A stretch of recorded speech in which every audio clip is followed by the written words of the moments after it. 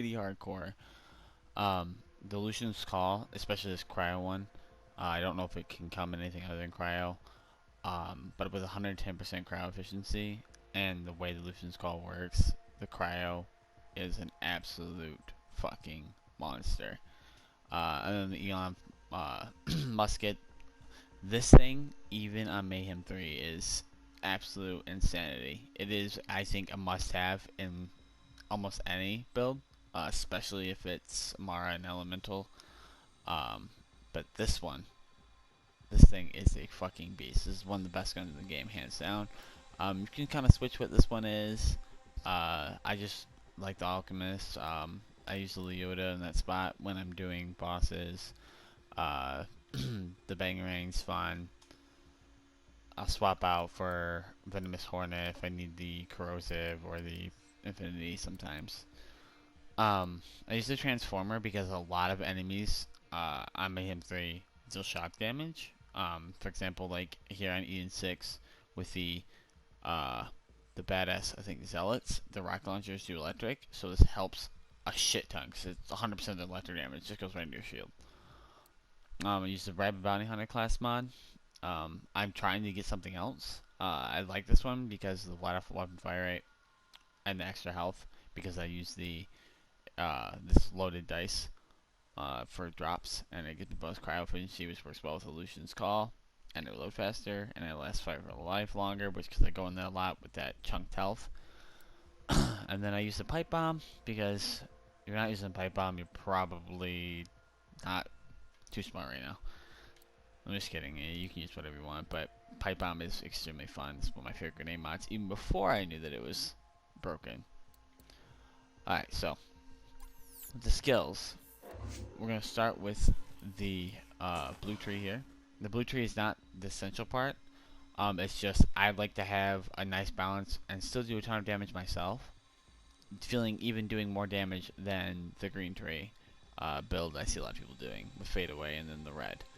So obviously take Persistence Hunter because that's an instant 12% damage for you for your guns, and then your action skill lasts 45% longer. I put 2 in here because it gives your pet a little extra damage. Run the first hit. I mean, nice crit. That's a nice little hit. I have 1 point in here from the class mod, I believe. No, I have 3 from the class mod, so I didn't put any in here. You don't need any in this. It's nice. Frenzy's nice, but you don't need it. I put this in here just to get so I can get down to the lower tree. This is probably the area you can alter the most because I really like this one, and I wish I had 2 more points. I know 100%, unless when they add this DLC stuff and expand the levels, that unless they add another skill tree that has something really cool, I'm going to invest 2 more points in this. Because that extra damage and health is amazing. I use this because it allows my pet to heal me and me to heal my pet to keep it up and keep it taunting the enemies. This reflects the damage. 2 out of 3 on that one. And then Hive Mind, I think this one's pretty good, especially if you're using loaded dice because it means that your damage is going to go to their pet instead, which is always nice. This one's really good if you're running your pet as your tank. If you're not playing solo a lot, you don't really need to invest too much in the tankier side, and you could probably switch it over to the green tree for health if you would like. But with this one, if you're playing by yourself a lot, it helps. We got the 1 to 3 here. I really wish I get 2 or 3, but I can't. And I use the Gamma Burst. I use the Horn Skag. Oops. I use the Horn Skag because the Horn Skag gives you the bonus damage and bonus gun damage flat. Whereas you get bonus damage and bonus fire rate with the Iridian Skag, which I much prefer the gun damage and bonus damage in general. Then I use the more damage for my skills up augment and the health augment, which is really good in both solo or team play. And then we come to the red tree, which is where a bulk of your damage is going to come from. I just re-altered this build. I originally was running the same thing, but I didn't put any points in the 2 Fang. I had the extra points from 2 Fang combined into the most dangerous game. And then in here. So those 5 points between those, I had in 2 in here, and then I had 3 in here.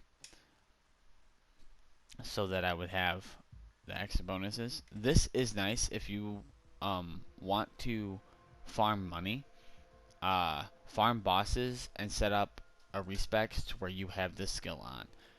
With the Hull 3, you get a ton of money. You can get millions and millions just killing Graveward a few times on Mayhem 3.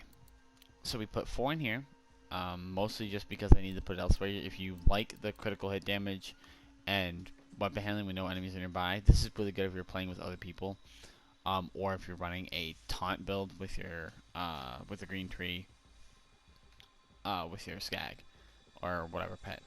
This is really good, but it doesn't really apply for me because I'm not using taunt here. You can choose to put the points here instead. I don't like that because it relies on me getting kills to get reload speed, and I don't really care too much for that because I'm building a build where I barely have to reload because of the critical damage, and the guns I use don't really take too long to reload, and I don't mind reloading, so I kind of find that skill to be useless for me, but you can use that instead of this if you would like, but you lose out on a lot of damage here with Interplanetary Stalker. Now you get bonus 8% per stack, 6% corrosive damage per stack for robots, 12% action skill damage per stack for humans, and 6% movement speed per stack for beasts when you when you kill enemies of the respective types. I have 2 points in this for the extra crit damage, armor damage, or damage reduction against the respective species because that's really nice. Then I have the flat critical hits for action skill cooldown. This is pretty imperative. I personally feel like if you're running the damage because you want the damage buff from your gamma burst. Then I have 5 on the Two Fang because that's 25% extra projectile chance.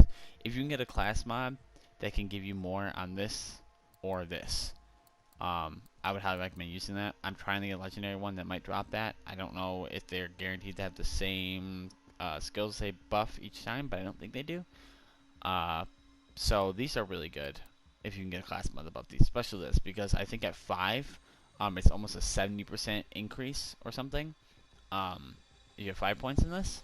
So when you do that, you're gonna like the Leo down the Graveward. You're gonna be adding ammo to your magazine constantly, and it's pretty crazy. And with like Lucian's Call, it's pretty crazy too, or Rowan's Call, but Lucian's Call is better. 3 points in this because your hunter skills last longer. You want those buffs to last longer, and you want them to be 30% stronger. Like I said, 1 point in this for my class mod. So no actual points go into the skill unless you really prefer it. You could probably transfer around points if you don't want to run the gamma burst, or you don't care too much about the hunter skills or whatever. You could probably run more points in this versus something else. 5 in this, so you get that 15% gun damage, 25% extra action skill damage. Action skill damage is what you want. You want that gun damage. All about the gun damage. Obviously, Galactic Shadow. Enemies stay less likely to attack you. That's what can make usually actually getting this decent. But generally, there's always going to be enemies nearby with the way Borderlands are. Even if they're not targeting you, they're going to be nearby. This game doesn't have a whole lot of long fight ranges compared to other games with skills like that. So you're going to be pretty much surrounded by an enemy. I'm not exactly sure the exact range on what that is. I would have to look because I feel like in order to make it viable, it would have to be a shorter range. And then Megavore, which is by far, I personally find to be one of the best skills in the game across any character, because you can get a chance, a 20% chance, with just 1 point, to score a crit against any part of an enemy. So you can crit on their legs, which is nice as hell, because to use the Duke, the bullets can ricochet and then crit again. I don't know if they'll ricochet again, but they can ricochet and crit again for bonus damage. And then, as I said, you want to make sure you have these augments. This one's kind of interchangeable. You could probably use that if you want, or you could use that. You could even take, switch it up if you wanted to if you want to do survivability, or if you want to do elemental damage. I've kind of thought about like switching over to the Spider Ant to try and use the Scorcher, and then keeping my Gamma Burst as my augment or as my skill, and just using the flamethrower. But I feel like that extra damage I'm getting here isn't worth losing. So yeah, I'll show you. I'm using the Alchemist right now. the slot because of the it does electric damage too, I believe. I'm not 100% sure. I haven't used it enough. But as you can see, we're on Mayhem 3 at 8 and 6. First into the fray. Other damage right there. Accept your punishment to the arms of Kyrie. My beast is dying. You're not going anywhere. Like, even on a badass stat, like Daddy Line. Down.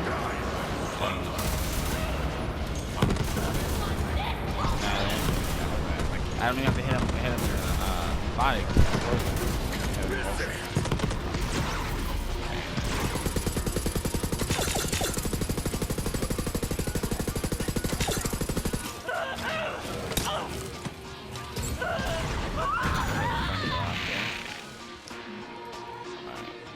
Just gotta get a little bit further ahead here. Hell yeah! Look at that!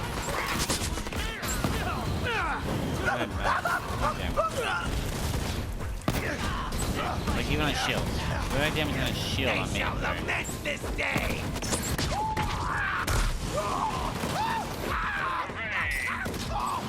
Go, boy.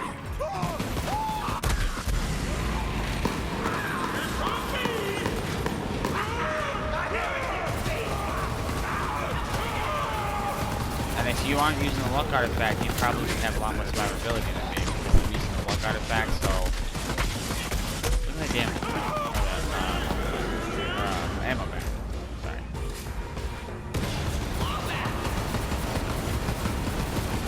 He's about to explode so hard. I highly recommend this build. This is the other crypt builds, black that are running around. Because here, you're able to get a lot of damage out. This weapon, in this like scenario here, if I walk around this corner, there's a lot of enemies spawn. Shut down that bot! Drop your skill, Hell. and start spraying your shots out, and you're gonna start freezing everyone.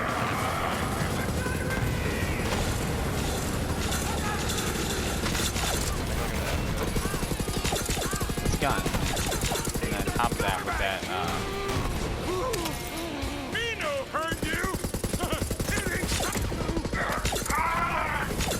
I'm not proccing my critical.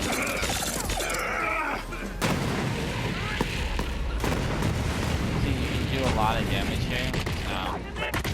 With my luck artifact, is the main reason why I keep getting down here, because I don't have as much health as I should. So, when you run this build, usually you're going to be a lot more survivability if you don't run the luck artifact like I do. You will be forgotten. The luck artifact chunks your health 75%. So, I use it mainly for farming the enemies themselves. I have need of you, beast. The transformer shield is nice. My main shield that I use when I am going to not be farming, like for example, I like to farm Captain Tron. When you farm Captain Tron, that is really strong because he's electric corrosive and he doesn't use corrosive as much unless you make the fight last longer. I use a shield called the Brawler's Ward as my main shield, which I don't have it on me right now. But this is also nice because I pull it back too. So the Brawler's Ward is probably a shield you'd want for this build as well, because that extra health regen when your shield is up and then it gets double when you're down, it goes down, is super good. That is my flat crit build. I want to put it out there because I see a lot of people doing these other ones, and I tried them and I just felt gimped compared to mine. Even on Mayhem 3, I can still shred through most enemies and be fine. I like to use the luck artifact and make it harder for myself. But for the most part, this build works pretty well because with the luck artifact on, I'm sitting at 2,375 health on Mayhem 3. That's pretty atrocious. But if I take it off, I go up to 7,000. You know, it's extra 4,000 something else, 5,000. Math. Nose for treasure, I see. It's pretty nice. So if you like that, I want to get it out there. I don't want people to see it, but